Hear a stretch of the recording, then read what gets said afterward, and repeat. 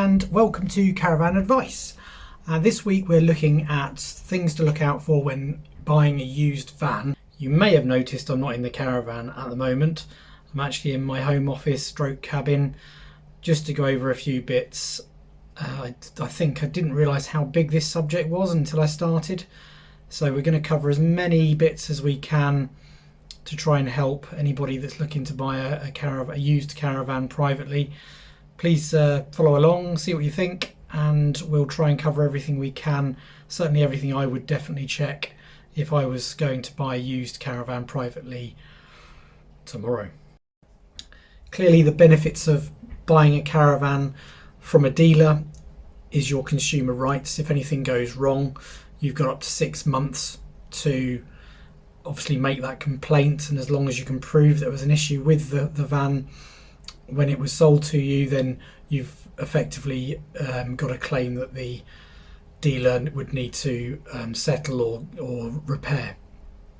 Buying privately is slightly more difficult because the Consumer Rights Act doesn't apply and you're buying privately, so you still have some protection over advertising and whether something is being described accurately or not. So if it isn't described correctly, then you do have some power to be able to negotiate with the seller. Before you go and look at a caravan, I recommend going to this website, tokar.info. You can match your car to the caravan and choose the specific car and engine size as I'm doing here, and then just select your caravan and make and models, and then it will give you a suitability test on that particular vehicle and caravan. As you can see, performance here is 4-star for our setup and weight ratio is 5-star. And then scrolling down a little bit further, it will tell you about snaking and motorway use and also up steep inclines, all which are showing 4 to 5 stars. So that's all good. You can change the payloads as well to suit you, to what you might take with you inside the car and inside the caravan.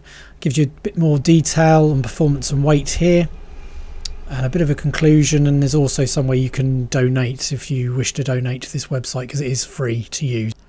Once you know you've got a car that can tow the caravan, just remember to check this documentation, the CRIS certificate where your caravan's registered, and also the service history for the vehicle that looks like this. And then you'll also need to just check your own driving licence to see what you can actually tow legally on the road.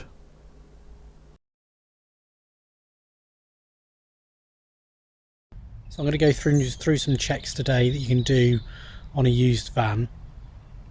It's worth bearing in mind that you won't be able to do everything that a NCC engineer would be able to do on site, especially if there's no 240 volt connection, but I'll go run through what is possible.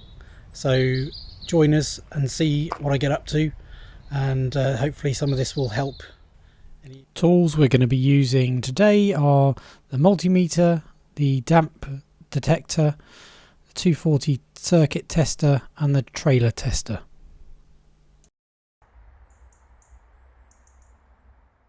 First on the list is doing a damp check, probably the most expensive type of repair if you don't check it properly. And as you can see here in my demonstration, I'm just checking everywhere in the caravan, under the chairs, under the skylights, under the windows, everywhere I possibly can, which took me quite a long time, but it's worth taking the time to do it because you don't want to find this after you've bought the van and realise that it's riddled with damp.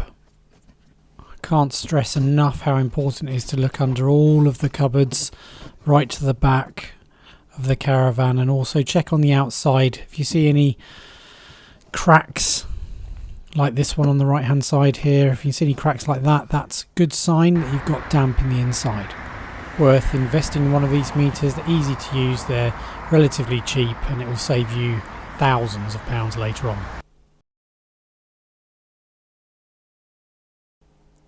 Speaking about checking the outside of the caravan, always have a good look around the outside, just checking the awning rails, check the rear lights, see if there's any cracks or any water that's built up inside them.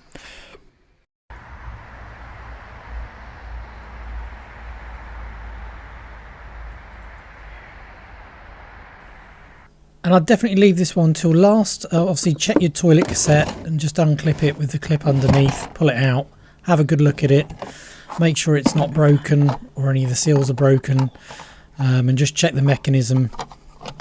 As I'm fiddling around, just check the mechanism, make sure it opens and closes as it should, and you should be all good to go.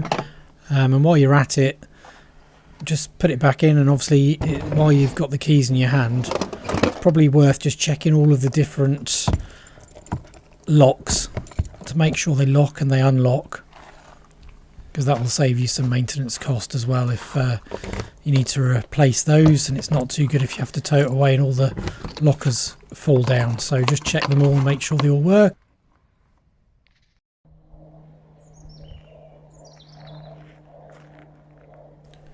Which then leads me on nicely to the battery check.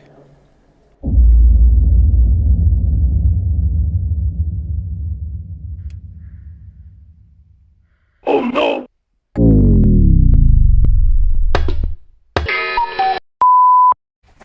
Yes, so it was at that point that I realised that I'd left the power on the Caravan and drained our battery.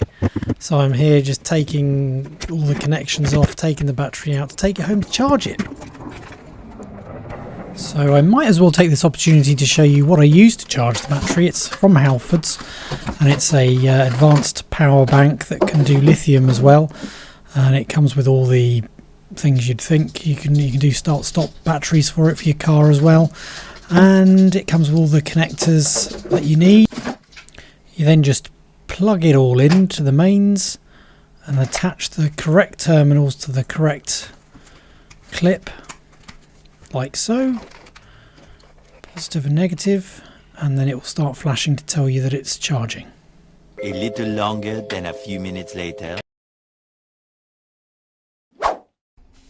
Hello again. So this is day 2, and I appreciate we're going slightly off subject here, but I thought it's worthwhile showing you, obviously, that we've drained our battery completely down by leaving the power on without realising, and we've charged it overnight, and this is the moment of truth. So let's see how it goes.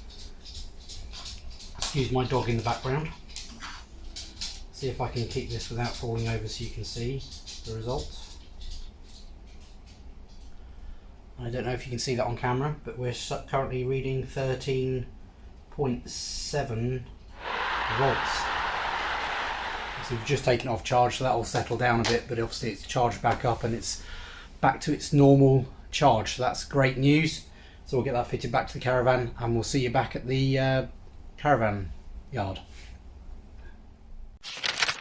Hi, so we're back at the Caravan in the Caravan storage after installing the battery back into the Caravan after having to charge it, as you've just watched.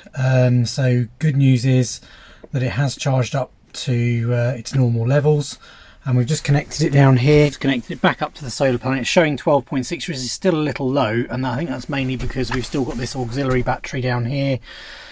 Stores a bit more power, and I think once the solar panel has done its job and got that one back up to speed, we should be showing where we need to be showing, and everything should be okay. So lesson of the day: try not to leave your power on in the Caravan and drain your batteries, because even though we've got this fantastic solar panel in the window, it's not going to keep it charged while the power is on, because there's lots of things in the Caravan that can be slowly draining the batteries that you might not be aware of. So there's a lesson for you, but back to advice when buying a used Caravan.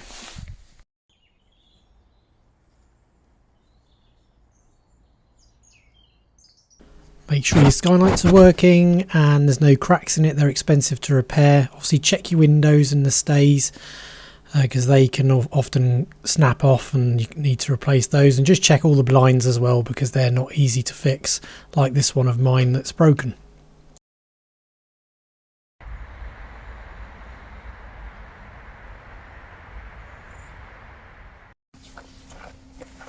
Okay, we'd also advise, if you get the opportunity, just to test out your water pump. So even if you're on a site like this in storage. Should be able to just fill this with a bit of water, and this will run through the 12-volt supply. So you can just check it, go to the furthest point of the van where the taps are, test that it's all going through, make sure the drain off in the hot water tank is closed so it all fills up, so you can see that it's all working properly, and that will give you a good idea if the water pump is working okay.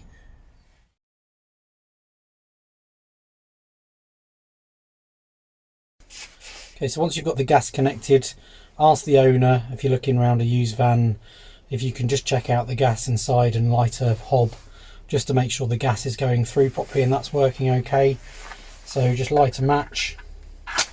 Sometimes it can take a little while for the gas to come through. It might pop a little bit because there might be some air in the pipes. It hasn't been used for a while. Just see if it lights, which that does. Straight away, you need to hold it for a few seconds for it to stay on. Blow the match out might be a good idea. Let go and then it should stay ignited there, which is quite nice to warm up your hands on a cold day like today.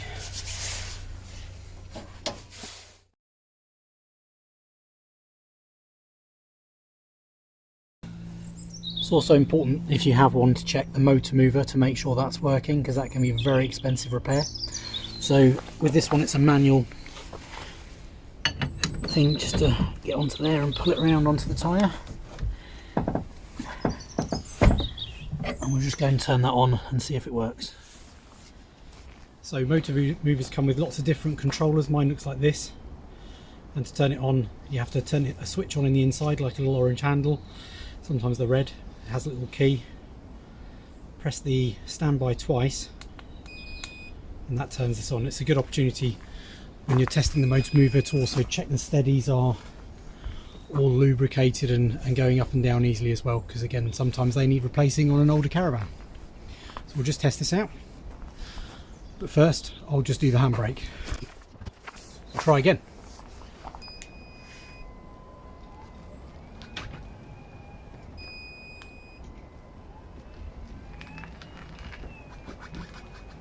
So just try it in all directions just to make sure it's all working okay.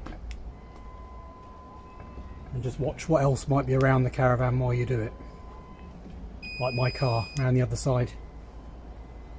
So that's all working fine. It also proves that my batteries are working again, which is good. We'll just put that back. Just change it, make sure it's all working both ways. All the buttons are working fine.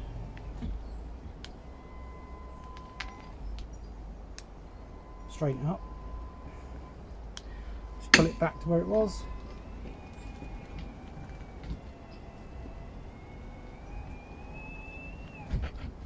And there we go. It's easy as that.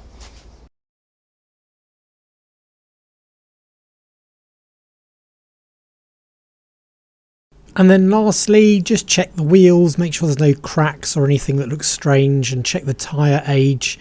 As somebody pointed out on my forum on Facebook, make sure the age is right. This one is 2015, which would be too old. That would make it, we're 2022 now, that would make it over 7 years old, so would need replacing.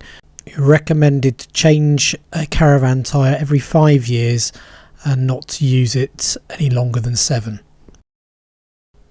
Almost forgot to mention, the 240 socket tester that I've got here, I couldn't actually demonstrate to you on the video, but they're very cheap and easy to use. You just, once you've plugged it into the 240, just plug them in each socket, and if you've got 2 green lights, it means you've got a good circuit.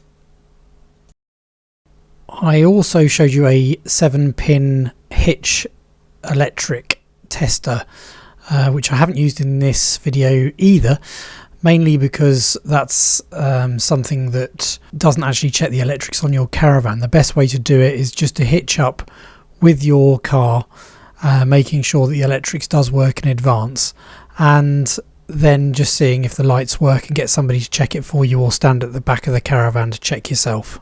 This device is really intended to test the electrics on your car to make sure it's all wired up properly when you haven't got the Caravan to hand to test it with. So that really concludes this week's vlog, and as you can see, there's loads involved in what to check for when buying a used caravan, and I probably haven't covered everything that you can check on a caravan. I'm sure there'll be loads of comments, or I'm sure lots of members from our Facebook group will put me right, but I just wanted to try and show you the basics of things that you can check yourself. Obviously it's never going to be as good as if you've got an NCC engineer to do that for you, or an approved service repairer, or that is used to checking these caravans and they have extra equipment to be able to check things. But this will give you a good chance to get a half decent caravan.